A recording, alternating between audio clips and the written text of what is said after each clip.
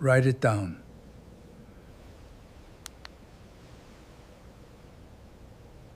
Write down what I could not. In 3 seconds, everything about to happen will change how one family understands. Ada, what is this? What are you doing? I'm finally telling the truth. All of it. Ada's hand hovered over the translation device, her thumb a half-inch from the record button, and she did not press it. The oxygen machine hissed in 3-second intervals. Yoon Tae-sik's fingers, thin, spotted, stronger than they had any right to be, closed around her wrist. Not gently. He pulled her hand toward him, toward the microphone, as if her hesitation itself were the crime. Write it down, he rasped in Korean. Write down what I could not. Somewhere behind her, a clipboard hit the tile floor. Ada didn't turn. She already knew whose footsteps those were crossing the hospice room threshold 3 seconds before she was ready for them to arrive. The woman who had raised her for 23 years, who had packed her lunches in Daegu, braided her hair the way no one else in the building knew how to braid black hair, taught her to bow at exactly the right depth for exactly the right occasion. The woman about to hear the one sentence that would unmake everything between them. This is the story of what happens when the truth about a multicultural family in Korea finally gets spoken out loud, in 2 languages, by 2 women who love the same lie for different reasons. If you've ever wondered what the Afro-Korean experience actually looks like behind closed doors, not the curated version, but the real weight of navigating Korean society as someone who belongs to 2 histories at once, stay through this one. It gets complicated fast.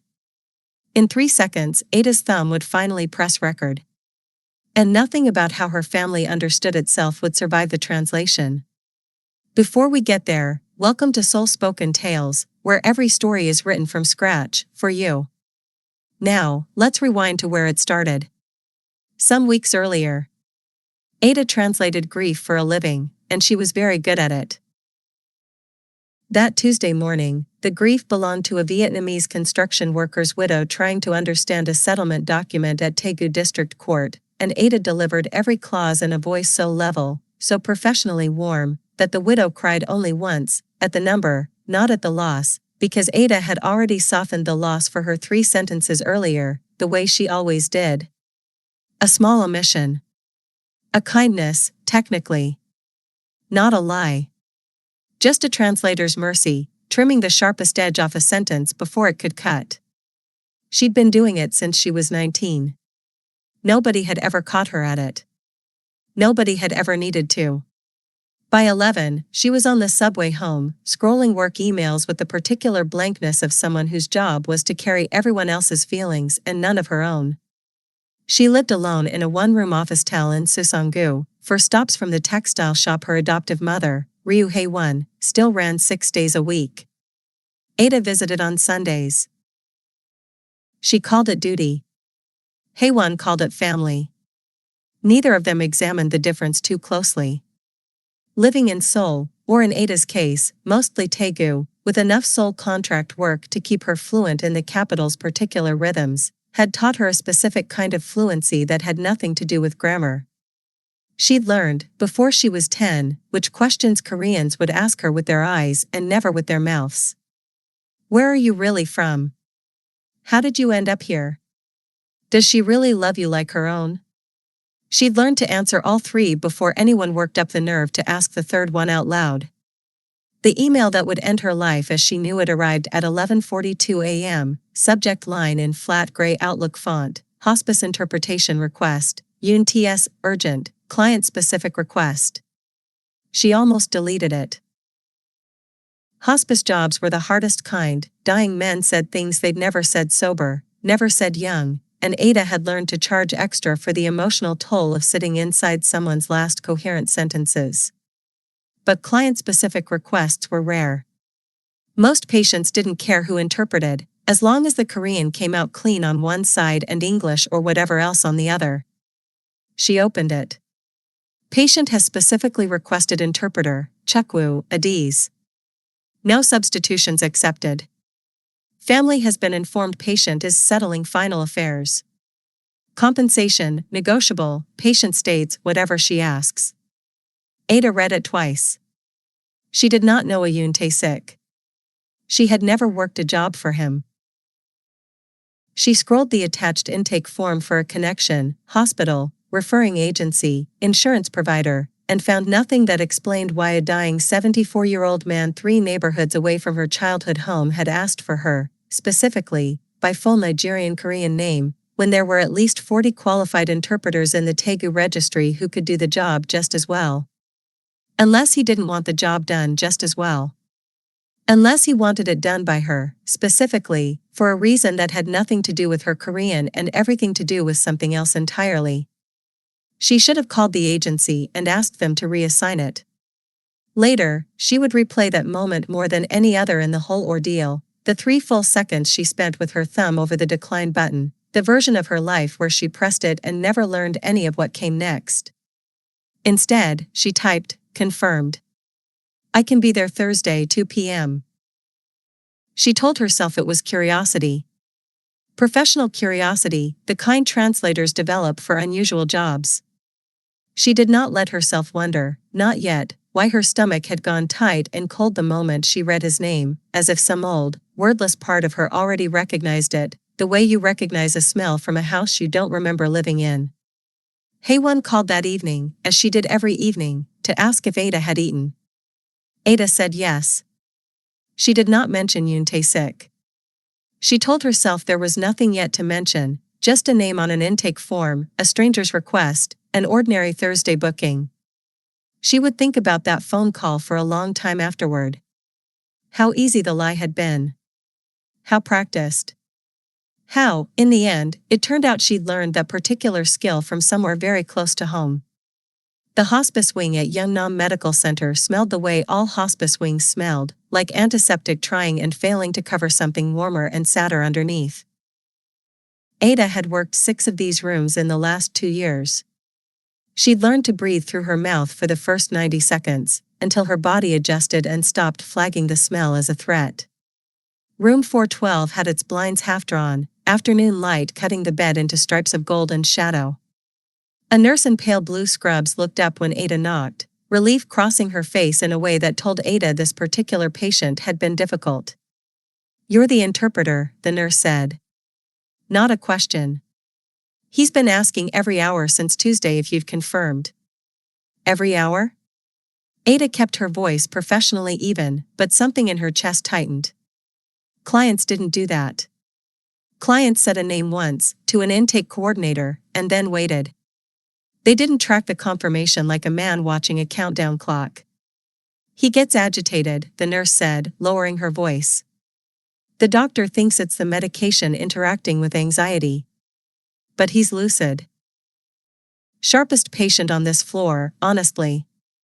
He just won't talk to anyone except, she gestured at Ada, you, apparently. Won't even let his own daughter into these sessions. His own daughter. Ada filed that away. A man dying with family in the building, deliberately excluding them, requesting a stranger instead.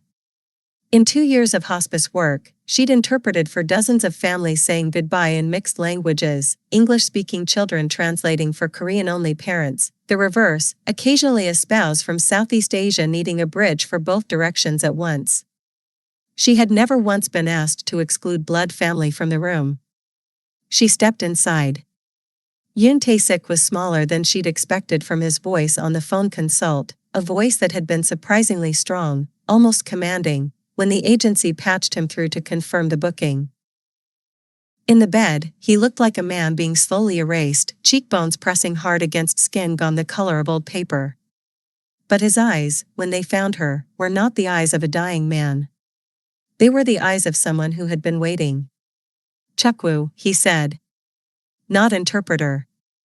Not miss. Her surname, alone, like he was testing how it sat in his mouth. Mr. Yoon. She sat in the chair beside the bed, device in hand, professional distance already sliding into place like a visor. I'm Ada. I understand you requested me specifically. I want to be transparent, I don't believe we've worked together before, and I don't recognize your name from any previous assignment. Can you tell me a little about what you're hoping to accomplish today, so I can interpret accurately? It was the standard opening. She'd said some version of it 200 times. Yoon laughed, a dry, rattling sound that turned into a cough, and when it passed, something in his face had changed, gone looser, like a man setting down a weight he'd been carrying so long he'd forgotten it had a shape. You don't recognize my name, he said, because I made sure you never would. That was the point. For 23 years, that was the entire point. Ada's pen stopped moving. I'm sorry, I don't understand. Should I be interpreting this, or is this background? Not yet. He waved a hand, weak but insistent. Not today. Today I need to know something first, before I say the rest, and you're the only person who can tell me, because you're the only person in this building who actually lived it. He fixed her with a look that felt less like a dying man's rambling and more like a man conducting an interview he'd been rehearsing for years. Do you know how your father died? Ada went very still. My father passed when I was young, she said carefully, in Korean, matching his register out of pure reflex even as something in her stomach dropped through the floor. A workplace accident. I don't remember the details. I was 6 when I was adopted, and my family didn't discuss it much beyond that. Your family. Yoon repeated the words like he was turning them over, checking them for flaws. The Ryu family. The room went very quiet. Outside, a food cart squeaked past in the hallway, someone laughed 2 doors down, ordinary hospital sounds continuing in a world that had, for Ada, just tilted several degrees off its axis. How do you know my adoptive family's name, she said. It wasn't really a question. Yoon closed his eyes. When he opened them again, there were tears standing in the corners, not falling, just gathered, like he'd trained himself over decades not to let them. Because I was the one who filed the incident report, he said. The one that said it was an accident. I was 29 years old, junior safety officer, and I wrote 3 men's deaths into a form that said equipment malfunction, no negligence found, and I have spent every year since then watching what that lie built. Ada's mouth had gone dry. Her professional training, 12 years of it, the calm voice, the neutral face, the trick of translating pain without absorbing it, was still running somewhere underneath her, some automated subroutine keeping her spine straight and her pen technically still moving. But underneath that, something much younger and much less composed was standing at the edge of a cliff she hadn't known was there. Watching what it built, she repeated slowly. What does that mean?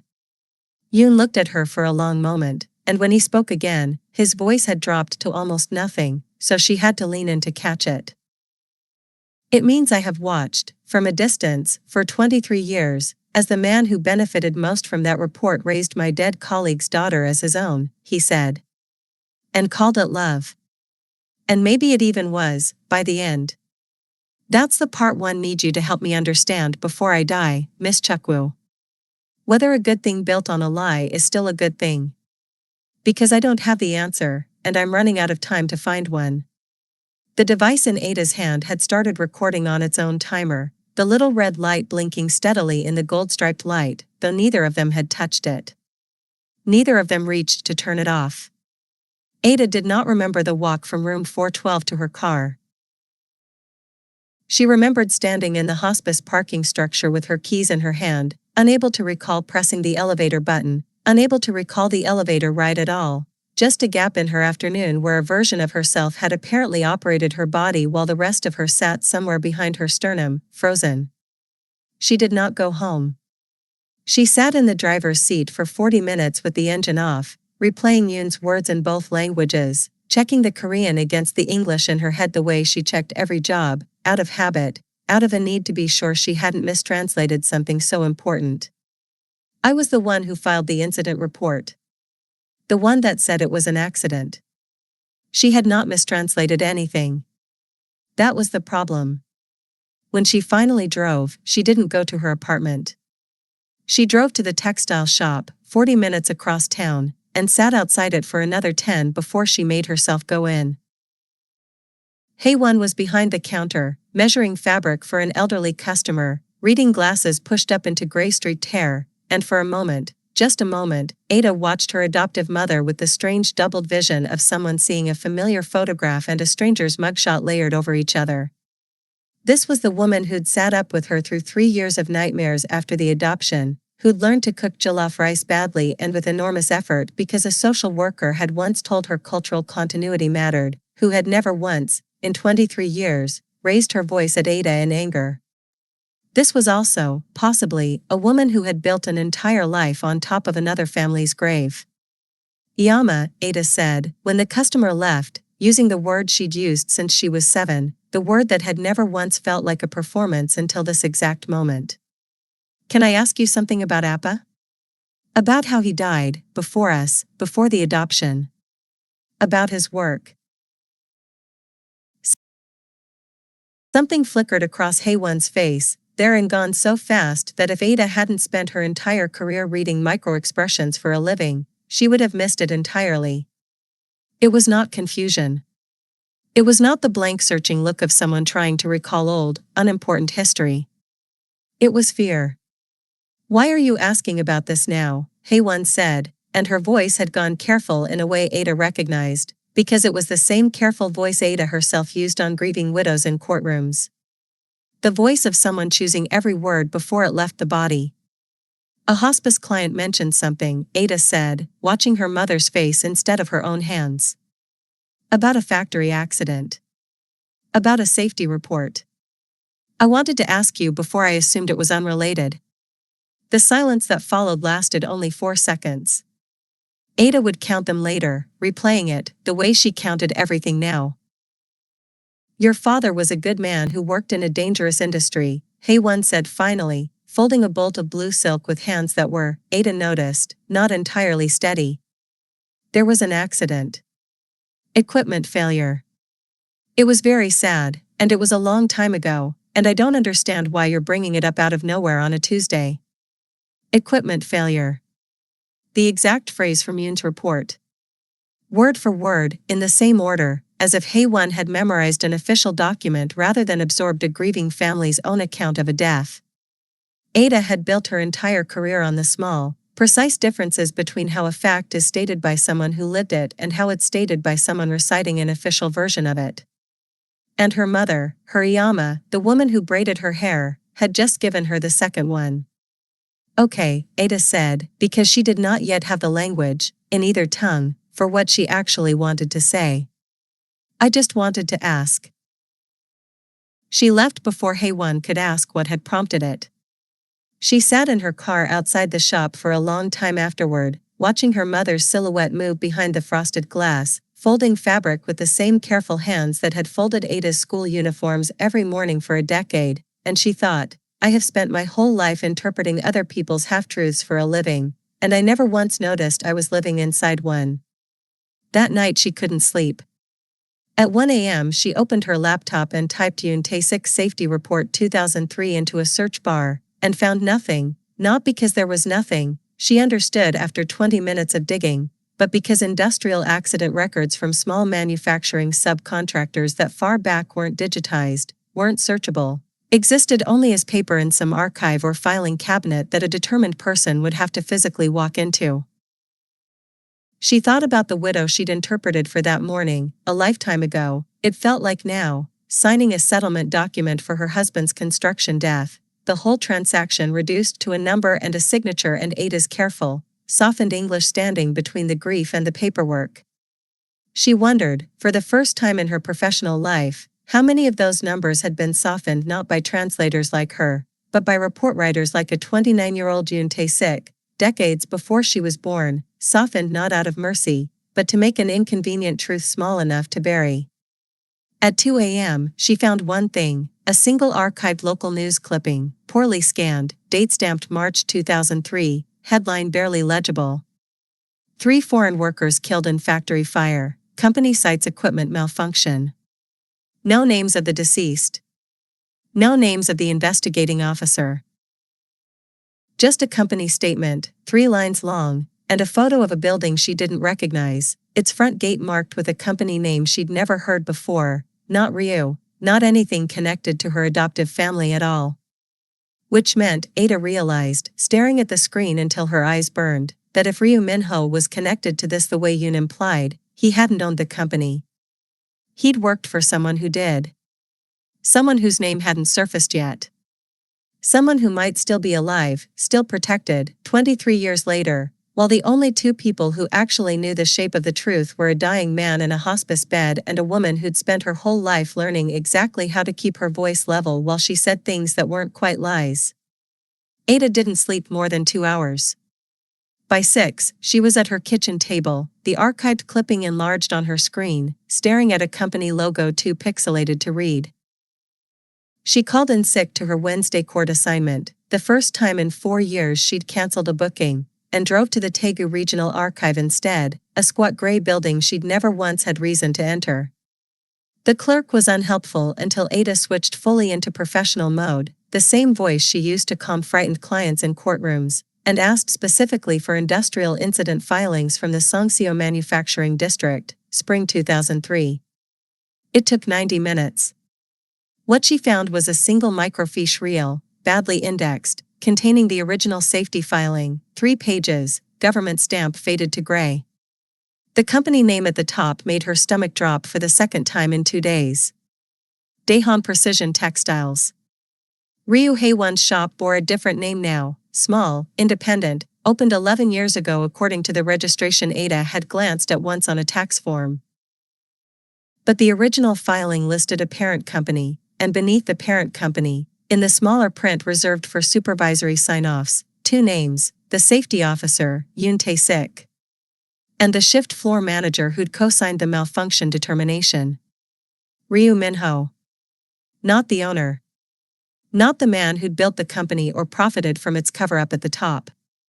A floor manager, 26 years old, who had signed his name beneath a lie that let 3 deaths be filed as an accident, and who had, Ada now understood with a cold, precise clarity, married Haewon and adopted a dead colleague's daughter 3 years later. She sat with the microfiche reader humming under her hands for a long time, the word swimming. Guilt, she thought. Not scheme. Guilt. A young man who'd signed something he couldn't undo, and then spent the rest of his life trying to build one true thing on top of it. It didn't make it right.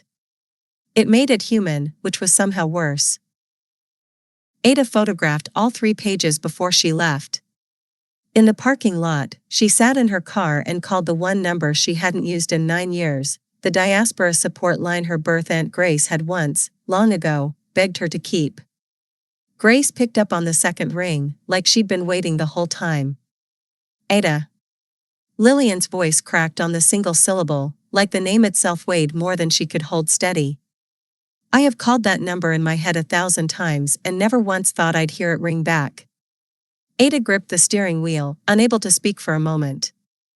The last time she'd heard her aunt's voice, she'd been 19, angry, certain that opening this door meant betraying the only parent she'd ever really known.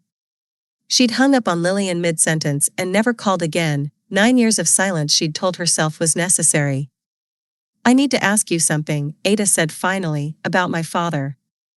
About how he died. There was a pause so long Ada thought the call had dropped. Why now? Lillian said quietly. After 9 years, why is this the question? Because I don't think it was an accident the way I was told. Ada's voice wavered for the first time since room 412. I found the filing. I found the names on it. Another silence, this one different, heavier, like something long buried shifting underground. Your father wrote to me, Lillian said. 3 months before he died. He said the line speed had been increased without new safety checks, twice, and he'd complained both times and been overruled. He said if anything happened, I should know it wasn't equipment. It was a decision. Somebody's decision. Ada closed her eyes. Do you still have the letter? I have never thrown away a single thing that boy sent me, Lillian said, and for the first time her voice broke fully. I have a box, Ada. I have been keeping a box for 23 years, waiting for the day you'd want to open it. Ada sat in the parking lot long after the call ended, the photographed microfiche pages open on her phone beside a decade of unanswered guilt. Somewhere in Seoul, a box was waiting.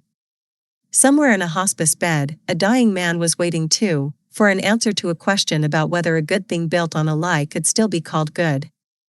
Ada didn't have that answer yet. But for the first time since Tuesday, she understood she was no longer investigating a stranger's confession. She was investigating her own life. Jun Seo-yeon's office at the Ministry of Employment and Labor's Regional Archive Division was a converted supply closet, 3 floors below the ones with windows, stacked with the case files nobody had asked about in decades. He liked it that way. Fewer interruptions. He almost didn't take Ada's call, a freelance interpreter requesting to see a sealed 2003 industrial fatality file wasn't unusual on its own, but something in the tremor under her professional politeness made him sit up straighter. "I can't pull sealed files for members of the public," he told her, the standard line. "Even old ones. Especially old ones, some of these were sealed by court order, not just filed away." "I'm not the public," Ada said. "I'm the daughter of one of the men who died in it." June was quiet for a moment. He'd been reviewing old industrial cases for 8 months now, part of a ministry initiative to audit subcontractor safety violations from the early 2000s, a quiet, unglamorous project nobody expected to produce anything, least of all him. He'd flagged the Daehan Precision Textiles file 3 weeks earlier for a different reason entirely. 2 of the sign-off signatures didn't match the handwriting on file for those employees anywhere else in the archive. "Can you come in person?" he said. "Tomorrow. Bring identification. I'll need to verify the relation before I can discuss anything specific, but," he paused, weighing how much to say to a stranger on the phone, "I think you should see what I've already found." Ada arrived the next morning with her birth certificate, the adoption paperwork, and the photographed microfiche pages from the regional archive. June spread 3 documents across his desk without ceremony: the original 2003 filing she'd already seen, a subsequent internal audit from 2004 that had never been made public, and a resignation letter. The audit found the equipment hadn't malfunctioned, June said. Line speed had been increased above safety threshold twice in the 2 months before the fire, on direct instruction from senior management, to meet a shipping deadline. Floor supervisors raised objections in writing. They were overruled. Ada's hands had gone cold. Ryu Minho was the floor supervisor who signed the malfunction report. He was also, June said carefully, sliding the resignation letter across the desk, the one who resigned 8 months later, and the one whose resignation letter cites, and I'm reading directly, inability to continue in good conscience. Ada stared at her adoptive father's handwriting, a hand she recognized from old birthday cards, signing away his career 8 months after signing away the truth. "He knew," she whispered. "He knew immediately, and he still let the lie stand for 8 more months." "Someone made him sign it," June said quietly. "The question is who? And that name isn't anywhere in this file yet." Haewon noticed the change in Ada before Ada said a single word about it. Sunday dinner had always been a fixed ritual: bulgogi, silence, the low hum of a variety show neither of them watched, but that week Ada arrived 20 minutes late, didn't take off her shoes at the usual angle, and answered every question in clipped, careful Korean, the register she used for hostile courtroom witnesses. "You've been strange all week," Haewon said, setting down her chopsticks. "Ever since you asked about your father." "Ada, look at me." Ada looked up, and something in her face must have shown more than she intended, because Haewon's own expression shifted from concern into something tighter, older, more frightened. "You found something," Haewon said. It wasn't a question. "I found the safety filing," Ada said quietly. "I found the audit that contradicts it. I found Appa's resignation letter, 8 months later, saying he couldn't continue in good conscience."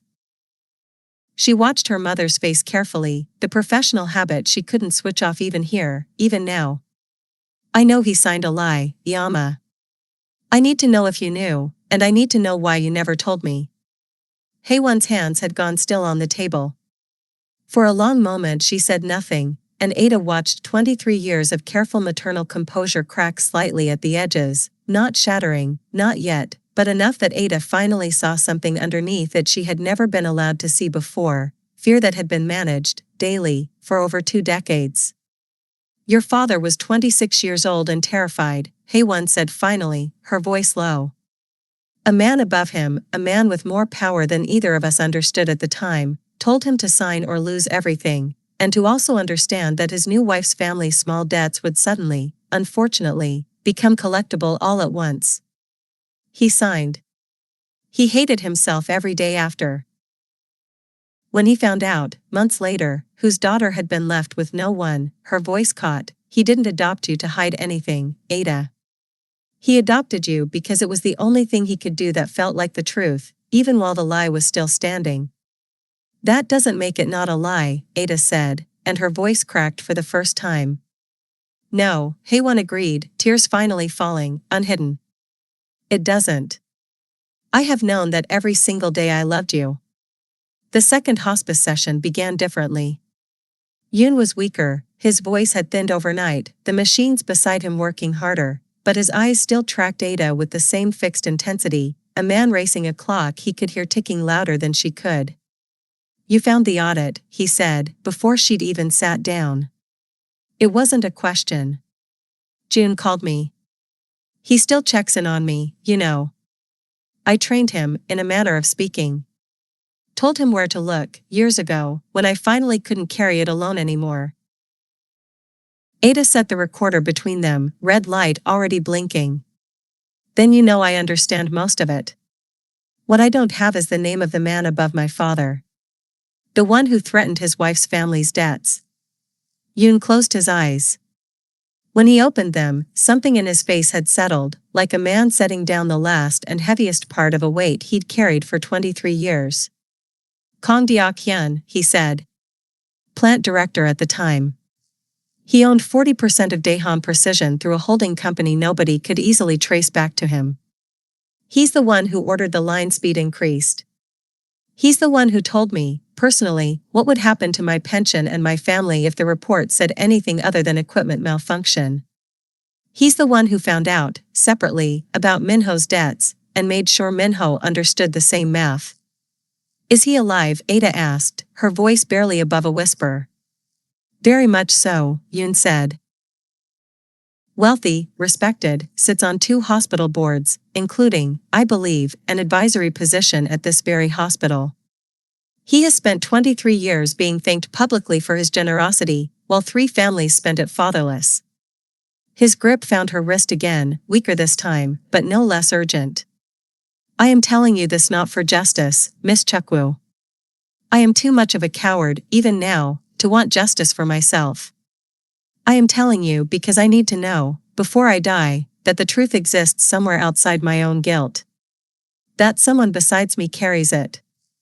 Ada sat very still, the weight of the name settling into her chest like a stone dropped into still water, rings spreading outward toward a man she'd never met, a hospital board she'd probably walked past a dozen times, and a half-sister in Lagos who didn't yet know any of this had a name. Ada didn't tell Haewon the name that night.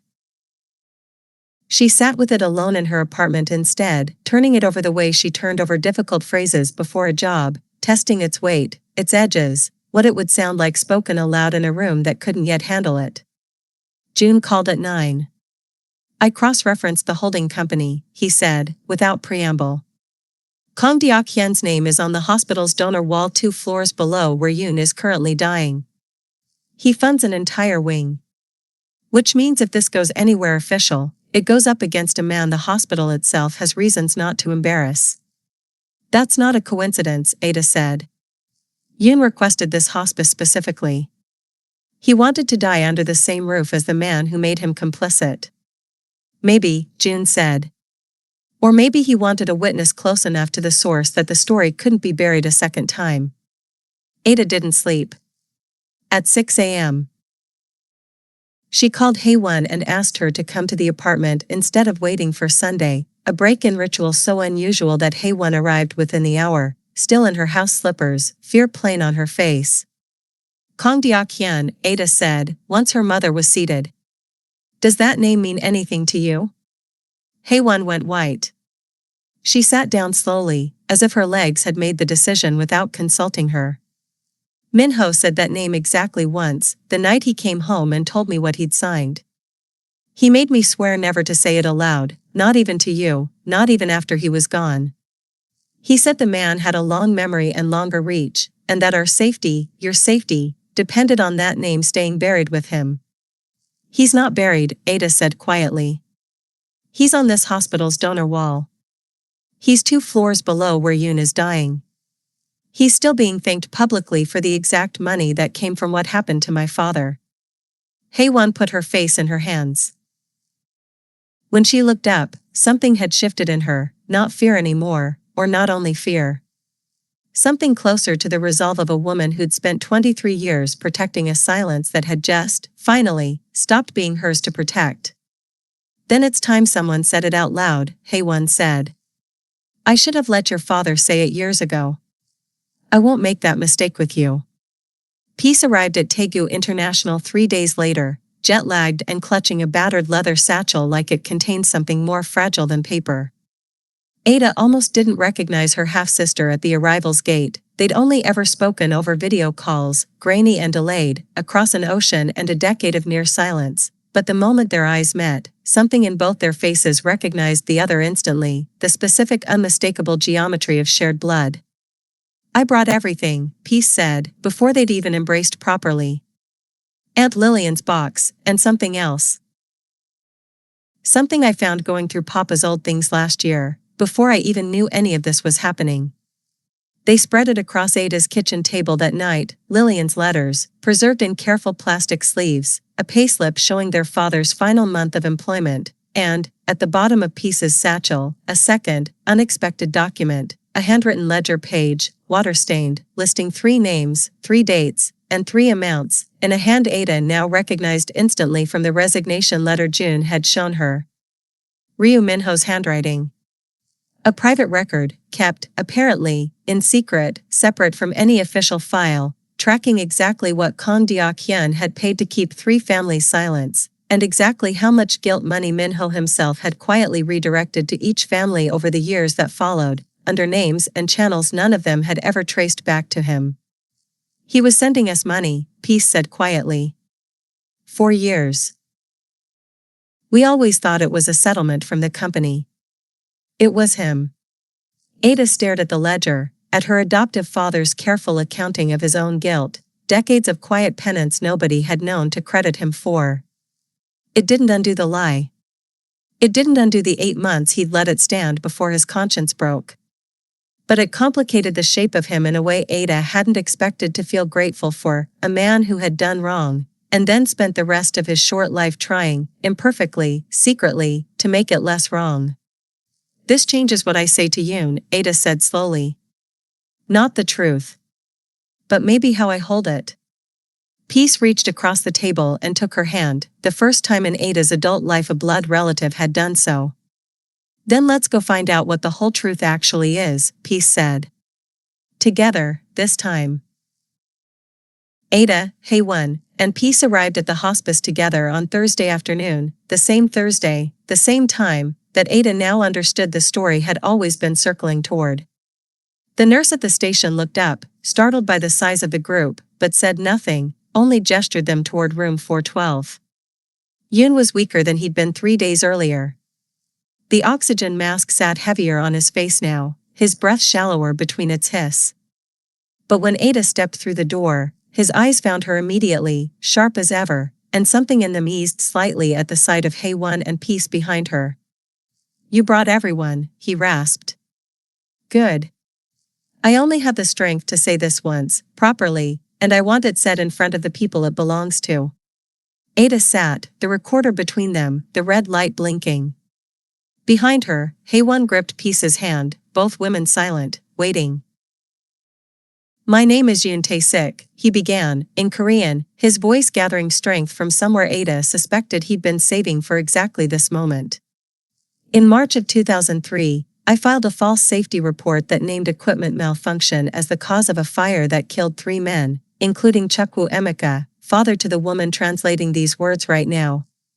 The true cause was a line speed increase ordered by plant director Kang Deok-hyun, over my written objection and the objection of floor supervisor Ryu Minho, whose signature was obtained under financial coercion targeting his family. Ada's hands were steady on the recorder, but her voice, the professional voice she'd trusted her whole career, wavered as she interpreted the sentence into English for the small camera June had quietly set up in the corner, at Yoon's earlier request, unbeknownst to anyone but the two of them.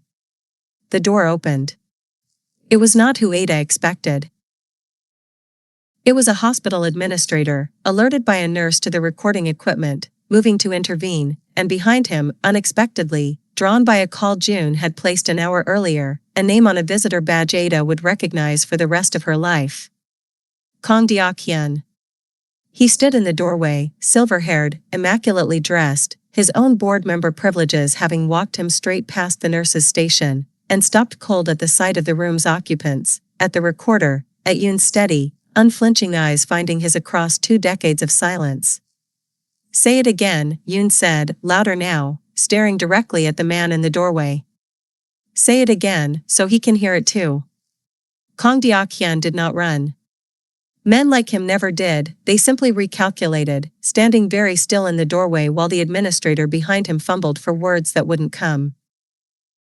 "This is a private medical room," Kang said finally, his voice smooth, practiced, the voice of a man who had talked his way out of far worse rooms than this one. "Whatever this patient believes he's confessing to, it's the medication. I have no idea what he's referring to." "You know exactly what I'm referring to," Yoon said, each word costing him visible effort now. "You've known for 23 years. The only question left is whether it gets said in a room with witnesses, or whether it dies with me tomorrow, the way you've always assumed it would." All eyes turned to Ada. This was the moment, the one she'd flash-forwarded through weeks ago without understanding it, her thumb over the record button, Haewon's footsteps behind her, everything about to change how one family understood the truth. Except now Ada understood it wasn't one family. It was 3, tangled together by a lie that had outlived the man who first told it. She did not soften it. For the first time in her professional life, Ada Chukwu translated something at its full, unedited weight, Yoon's confession, sentence by sentence, into English, into the recorder, into the small camera June had angled toward the door, capturing Kang Deok-hyun's face at the exact moment the truth finally became something other people could see too. "I won't pretend this was equipment malfunction," she said, her voice steady, clear, carrying into the hallway where a small crowd of nurses had quietly gathered. "Not for you. Not for anyone." Kang left without another word. He would not, Ada learned months later, escape what came after, the footage, the ledger, June's reopened investigation, the slow unraveling of a donor wall built on borrowed silence. But that was a different story, one that belonged to lawyers and headlines rather than to the 4 women standing in room 412. Yoon died 6 days later, peacefully, Ada's hand in his at the end. Haewon kept the shop. Peace stayed a month, then 2, then found she didn't want to leave. Lillian's box sat open on Ada's shelf now, its letters finally read all the way through. Ada still interprets grief for a living. But these days, she leaves nothing out. Ada, maybe that's the real question this story leaves you with. How much of our own family's truths do we quietly soften, the way Ada once did, just to make the love easier to hold? If this story moved you, don't scroll past it in silence. Like this video, it's the single fastest way to tell us this kind of story deserves to be told again. Subscribe if you want to keep walking into the quiet, complicated corners of the Afro-Korean experience with us. Every story here is written from scratch, for you. Drop a comment and tell us, could you have forgiven Ryu Minho the way Ada did? And if you're watching this from somewhere far from Seoul, or somewhere that shaped your own sense of 2 homes at once, tell us where you're watching from. We read every one. Thank you for spending this hour inside Ada's story. We'll see you in the next one.